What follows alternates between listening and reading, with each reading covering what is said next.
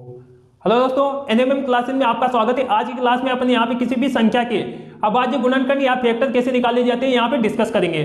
तो यहाँ पे क्वेश्चन से समझते हैं ताकि और आसानी से समझ में आए। तो एक क्वेश्चन लेते हैं यहाँ पे, तो न्यूमेरिकल लेते हैं एक जो कि तुम्हारे रेट एग्जाम में आया हुआ है, जैसे कि 840 के अभाज्य गुणनखंड, अभाज्य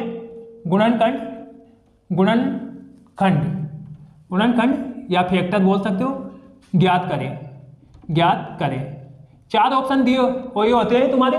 तो यहाँ पे 840 के अभाज्य गुणनखंड कैसे ज्ञात करेंगे, तो यहाँ पे 840 लिख देंगे और किससे जाएगा, इससे डिवाइड कर देंगे। कोई भी संख्या अगर सम संख्या है तो क्या कौन सी 2 से डिवाइड होना चाहिए, 2 से डिवाइड कर देंगे तो 2 से डिवाइड कंप्लीट डिवाइड हो जाएगा। जो कंप्लीट डिवाइड होता है वही संख्या यहाँ पे ली जाते हैं। तो जैसे कि 2 से डिवाइड करेंगे तो कोई भी संख्या को 2 से डिवाइड किया जाता है वो आधी हो जाती है, यानी 840 का आधा कितना हो जाएगा, यानी 420 हो जाएगा।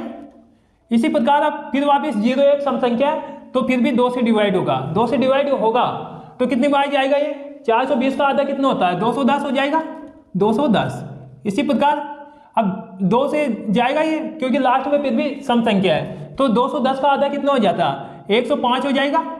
और फिर 2 से नहीं जाएगा अब ये, क्योंकि यहाँ पे विषम संख्या 3 से देख लो, 3 3 9 और 3 5 15, 3 से चल जाएगा ये, तो 3 से 3 बार और 1 बच जाएगा, यहाँ पे 15 हो जाएगा, 15 हो जाएगा। तो यहाँ पे 3 5 15। अब यहाँ पे 35 किसके पार्टे में आते हैं, 5 के में भी आते हैं और 7 के में भी आते हैं, तो 5 से डिवाइड कर दो इसको 5 से 7 बार। अब 7 अब किसका जाएगा, 7 से डिवाइड करना पड़ेगा एक बार, ठीक है। तो इसके फैक्टर क्या हो जाएंगे, अभाज्य गुणनखंड क्या हो जाएंगे, तो अभाज्य गुणनखंड हो जाएंगे इसके, अभाज्य गुणनखंड क्या हो जाएंगे, अभाज्य गुणनखंड ये हो जाएंगे इसके, जैसे कि 2 गुणा 2 गुणा 2 कितनी बार है, 3 बार है, 3 बार है तो 3 बार है ये, और 3 बार 2 है ना, तो यहाँ पे 2 3 बार है, और 3 कितनी बार है, 1 बार है, और इसके बाद में क्या 5 में 1 बार है, और यहाँ पे 7, तो ये हो जाएंगे इसके अभाज्य गुण। जो घाते हैं उसको जो 1 या 2 बार है उसको घातों के रूप में लिख सकते हैं, जैसे 2 की पावर 2 हो जाएगी, 3 हो जाएगी, 2 की पावर 3 गुणा 3 की पावर 1 और गुणा 5 की पावर 1 गुणा 7 की पावर 1, तो ये फैक्टर हो जाएंगे इसके, अभाज्य गुणनखंड हो जाएंगे।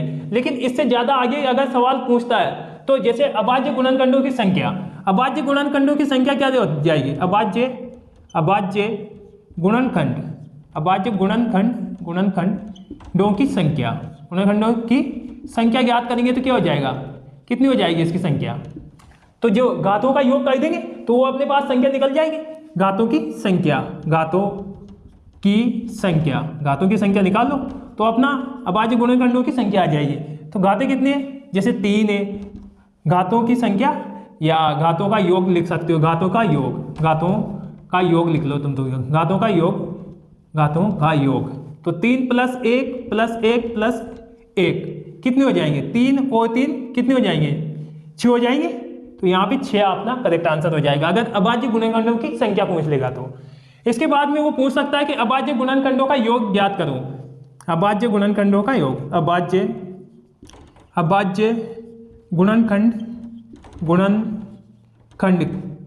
का योग या गुणनखंडों का योग कैसे निकालेंगे, योग निकालेंगे तो क्या हो जाएगा, जो भी दे रखा है अभाज्य गुणनखंड है उनको जोड़ दो तो कितना हो जाएगा, यहाँ पे 2 हो जाएगा, 2 + 2 + 2, या चलो ऐसे ही कर लो, 2 + फिर 3 + 5 + 7, तो यहाँ पे क्या हो जाएगा, 7 और 3 10 हो जाएंगे, 10 5 15 हो जाएंगे, 15 और 2 17, 2 19, 2 21 आ जाएगा।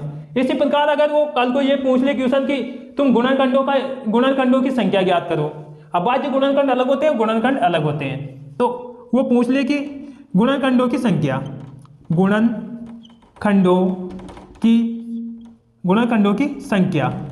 गुणनखंडों की संख्या कैसे निकालेंगे, तो घातों का योग, घातों में 1 जोड़ देंगे और आपस में मल्टीप्लाई कर देंगे, जैसे घात +1, और अगर अलग संख्या होती है तो उसमें एक बार और जोड़ देंगे, घात +1, ऐसे कंटिन्यू। अगर अलग अलग संख्या होती है तो उनको आपस में योग कर 1 जोड़ देंगे और आपस में मल्टीप्लाई कर देंगे, जैसे कि अब इसमें क्या होते हैं, 3 है, 2 की पावर 3 है, 3 में 1 जोड़ दो, 3 + 1, ठीक है। और इसी प्रकार अब 3 की घात 1 है तो 1 + 1 + 1, और इसी प्रकार 5 की पावर 1 है तो 1 + 1 हो जाएगा, और इसी प्रकार 7 की पावर 1 है तो 1 + 1 हो जाएगा। और आपस में इनको जोड़ के मल्टीप्लाई कर लो तो यहाँ पे 3 और 1 4 हो जाएंगे, गुणा 1 + 1 2 हो जाएंगे, गुणा 1 + 1 कितने 2 हो जाएंगे, प्लस 1 + 1 2 हो जाएंगे। यहाँ पे बीच में मल्टीप्लाई है तो कोष्टक के है, यहाँ पे मल्टीप्लाई है ना, तो 4 दूनी 8, 8 दूनी 16, 16 दूनी 32 हो जाएंगे। तो यहाँ पे हो जाएगा 32 हो जाएगा, गुणनखंडों की संख्या 32 हो जाएगी। यहाँ पे 32 ही तो होगी, 3 + 1 4, और यहाँ पे 4 दूनी 8, 8 दूनी 16, 16 दूनी 32, ये हो जाएगी गुणनखंडों की संख्या। अब वो कल को पूछ ले गुणनखंडों का योग भी ज्ञात करो, गुणनखंडों का योग, गुणनखंडों का योग ज्ञात करो, योग ज्ञात करो। तो कैसे ज्ञात करेंगे, गुणनखंडों का योग ज्ञात करेंगे, जो घातें हाईएस्ट दे रखी उसको घातों 0 घात से स्टार्ट करके और हाईएस्ट घातों तक उसको ऐड करना है या और आपस में मल्टीप्लाई करना है। जैसे कि यहाँ पे 2 की पावर 3 है, अब 2 की पावर 0 से स्टार्ट होंगे, 2 की पावर 0 प्लस 2 की पावर 1 प्लस 2 की पावर 2 और प्लस 2 की पावर 3, कितनी तक है 3 तक है, तो 3 तक ही लिख लो। इसके बाद में 3 की पावर कितनी है, 3 की पावर 1 तक है, तो 3 की पावर 0 से स्टार्ट होगी, 3 की पावर 0 प्लस 3 की पावर 1, ठीक है। और इसके बाद में 5 की पावर कितनी है 1 तक है, तो 5 की पावर 0, 5 की पावर 0 प्लस 5 की पावर 1, और इसके बाद में क्या करेंगे 7 है तो 7 की पावर 0 प्लस 7 की पावर 1, ये हो जाएगा। अब इनको सोल्व कर लो, 2 की पावर 0 1 ही होता है, और 2 की पावर 1 2 होता है, 2 की पावर 2 4 होता है, प्लस 2 की पावर 3 कितना होता है 8 होता है, गुणा, या एक बार कोष्टक में रख लेते फिर उसके बाद में सोल्व कर लेंगे। 3 की पावर 0 1 होता है, 3 की पावर 1 3 होता है, और 5 की पावर 0 1 होता है, 5 की पावर 1 5 होता है, 7 की पावर 0 1 होता है, 7 की पावर 1 7 होता है। आगे सोल्व करते हैं तो क्या आ जाएगा इसमें, 8 और 4 कितने हो जाएंगे, 8 और 2 10 10 होते हैं, 10 और 4 14 और 1 15 हो जाएंगे, तो 15 गुणा, यहाँ पे क्या हो जाएगा 1 और 3 4 हो जाएंगे, गुणा 1 और 5 6 हो जाएंगे, गुणा 1 और 7 8 हो जाएंगे। अब इसको आपस में 15 चौक 60 होते, 15 चौक 60, 60 को 6 से मल्टीप्लाई करते तो कितना हो जाएगा 360, 360 को 8 से मल्टीप्लाई करो, चलो 360 लिख लेते, 360 गुणा 8 बराबर क्या हो जाएगा 8, यहाँ पे 0 बार, और 8 चंग 48 के 8 हो जाएंगे, और 4 रिमाइंडर 4 यहाँ पे हासिल के बच जाएंगे, और 8 या 24 और 4 कितने 28 हो जाएंगे, 28 हो जाएंगे, 2880 यहाँ पे अपना करेक्ट आंसर हो जाएगा। अगर गुणनखंडों का योग पूछ ले तो 2880 अपना आंसर आ जाएगा। तो यहाँ पे अभी तक तो रीट में तुम्हारे क्वेश्चन आया, जैसे रीट 2011 में आया हुआ है, शायद 2012 में आया हुआ है, रीट 2012 में ये क्वेश्चन पूछा गया है। तो यहाँ पे अगर वो वैसे तो यहाँ तक अभाज्य गुणनखंड के बारे में आया अभी तक क्वेश्चन, हो सकता है यहाँ पे आगे भी पूछ ले तो ध्यान रखना है। जैसे एक और अपन क्वेश्चन सोल्व करते ताकि और आसानी से समझ में आएगा। जैसे कि यहाँ पे क्वेश्चन नंबर 2 लेते, क्वेश्चन सेकंड, तो यहाँ पे इसको क्वेश्चन नंबर 1 डाल सकते हो। जैसे कि अगला क्वेश्चन आया 720 के अभाज्य गुणनखंड ज्ञात करो, अभाज्य अभाज्य गुणनखंड ज्ञात करो। तो कैसे ज्ञात करेंगे, क्वेश्चन आया रीट 2012, हाँ ये 11 में आया हुआ है, शायद 11 या 12 ऐसे कुछ समथिंग आया हुआ है। तो कैलकुलेट कर सकते हो 720। अब यहाँ पे 720 है तो ये किससे डिवाइड होगा, कंप्लीट डिवाइड होना चाहिए। तो यहाँ पे सम संख्या 0 होती है, लास्ट अंक देखना अपन को, लास्ट अंक सम संख्या, तो 2 से डिवाइड कर दो। यहाँ पे 2 से डिवाइड करोगे तो यहाँ पे इसका आधा हो जाएगा। 720 का आधा कितना होता है, यानी 360 होता है, 360 हो जाएगा 360। अब इसका फिर वापस लास्ट में 0 आधा तो सम संख्या है तो 2 से डिवाइड होगी।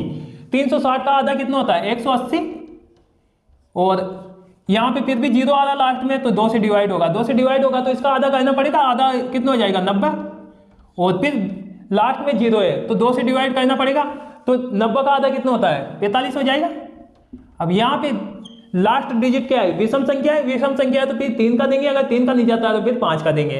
तो यहाँ पे क्या हो जाएगा, 3 का देंगे तो 3 एकम 3 और 1 बच जाएगा 15 हो जाएगा। 3 का ज़्यादा है इसमें, 3 एकम 3 और 3 पंजे 15, और फिर 3 का ज़्यादा इसमें 5 बार और 5 का ज़्यादा इसमें 1 बार। तो अभाज्य गुणनखंड क्या है इसके, अभाज्य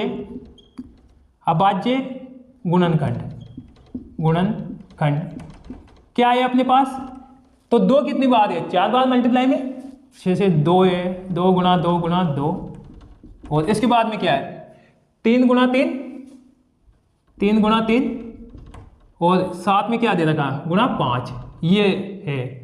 तो यहाँ पे 3 गुणा 3, इसमें थोड़ा सा करेक्शन कर सकते हो मल्टीप्लाई में, तो यहाँ पे हो जाएगा 2 गुणा 2 गुणा 2 और गुणा 3 गुणा 3 गुणा 5, ये हो जाएगा। इसको घातों के रूप में कन्वर्ट करोगे तो कर सकते हैं, 2 कितनी बार मल्टीप्लाई होता है 4 बार, तो 2 की पावर 4 हो जाएगा, गुणा 3 कितनी बार मल्टीप्लाई होता है 2 बार, तो 3 की पावर 2, गुणा 5 कितनी बार मल्टीप्लाई 1 बार ही होता है तो 1 हो जाएगा, है ना, 5 की पावर 1। अब अभाज्य गुणनखंड आ गया अपने पास। क्वेश्चन यही पूछा है कि इसके अभाज्य गुणनखंड ज्ञात करो, तो आंसर तो यही है, हो सकता है इससे ज्यादा भी पूछ ले वो। तो अभाज्य गुणनखंडों की संख्या ज्ञात कर, वो पूछ ले कि अभाज्य गुणनखंडों की संख्या कितनी है। तो अभाज्य गुणनखंड, अभाज्य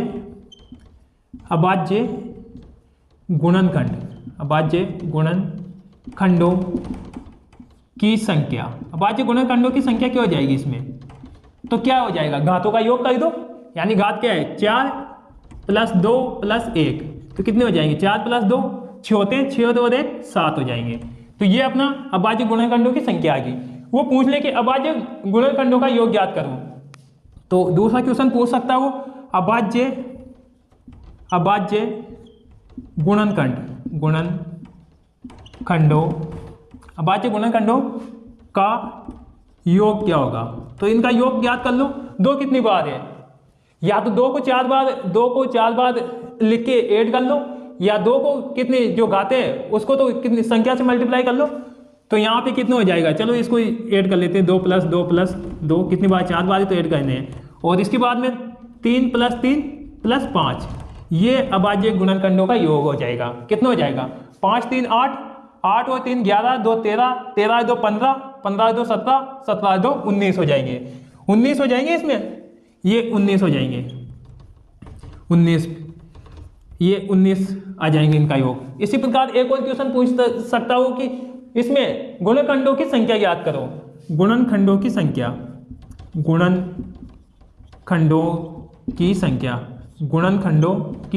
ज्ञात करो, गुणनखंडों की संख्या बराबर क्या हो जाएगी, गुणनखंडों की संख्या निकालेंगे तो क्या हो जाएगा, यानी घातों को जो घातें आ रही है उसमें प्लस ऐड करके आपस में मल्टीप्लाई कर दो। तो यहाँ पे क्या करेंगे 4 + 1, ठीक है, और 2 + 1, और ये कितनी घात है 1, तो 1 में 1 जोड़ दो और आपस में मल्टीप्लाई कर लो। 4 + 1 कितने हो जाए 5 हो जाएंगे, गुणा 2 + 1 3 हो जाएंगे, 1 + 1 2 हो जाएगा, तो 5 या 15 और 1 15 गुणा 2 कितने हो जाएंगे 30 हो जाएंगे। तो यहाँ पे गुणनखंडों की संख्या 30 हो जाएगी। और अगला क्वेश्चन हो जाएगा कि वो गुणनखंडों का योग ज्ञात करो, ऐसे भी पूछ सकता है। तो गुणनखंडों का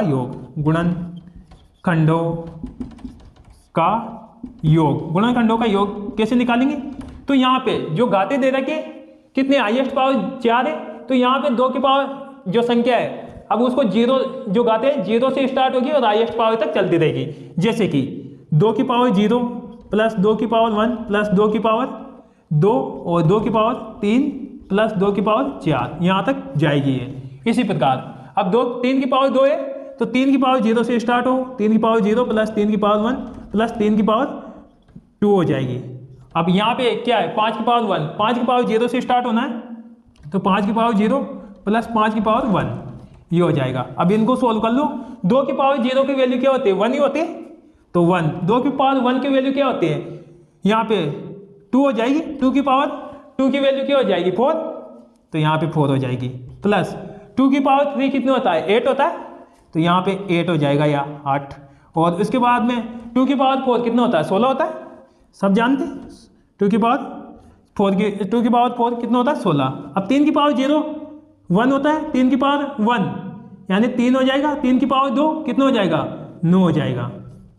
इसी प्रकार 5 की पावर 0 1 हो जाएगा और 5 की पावर 1 5 हो जाएगा। तो 1 + 5 लिख सकते हो इसको।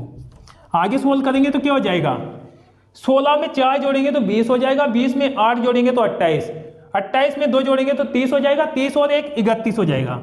31 गुणा यहाँ पे 9 और 3 की 9 और 1 जोड़ेंगे 10 और 1 3 13 हो जाएंगे। तो यहाँ पे 13 हो जाएगा गुणा 1 और 5 6 होता है। अब यहाँ पे 31 को 13 से मल्टीप्लाई कर ले ताकि यहाँ पे फिर इसके बाद में 6 से गुणा कर सकते हैं। तो यहाँ पे कर लो इसको, 13 एकम 13 का 3 हासिल का 1 और 13 3 39 1 40 हो जाएंगे गुणा 6। तो 6 3 18 होते, आगे 0 है तो 18 के 18 और 6 चौक 24 हो जाएंगे। तो ये अपना 2418 करेक्ट आंसर हो जाएगा अगर वो यहाँ तक क्वेश्चन पूछे तो। बाकी तुम्हारे एग्जाम में यहीं तक 2-3 क्वेश्चन आए, एक आया 420 वाला भी आया रेट में तुम्हारे क्वेश्चन, तो वो इसमें सम्मिलित है 420 वाला, क्योंकि इसे 2 से डिवाइड करने के बाद ये क्वेश्चन तुम्हारे 420 वाला आया जो 2022 में लगभग पूछा गया है। तो इसको सोल्व कर सकते हो तुम, क्योंकि ये इसमें सम्मिलित हो गया, तो इसको सोल्व कराने की जरूरत है नहीं। तो यहाँ तक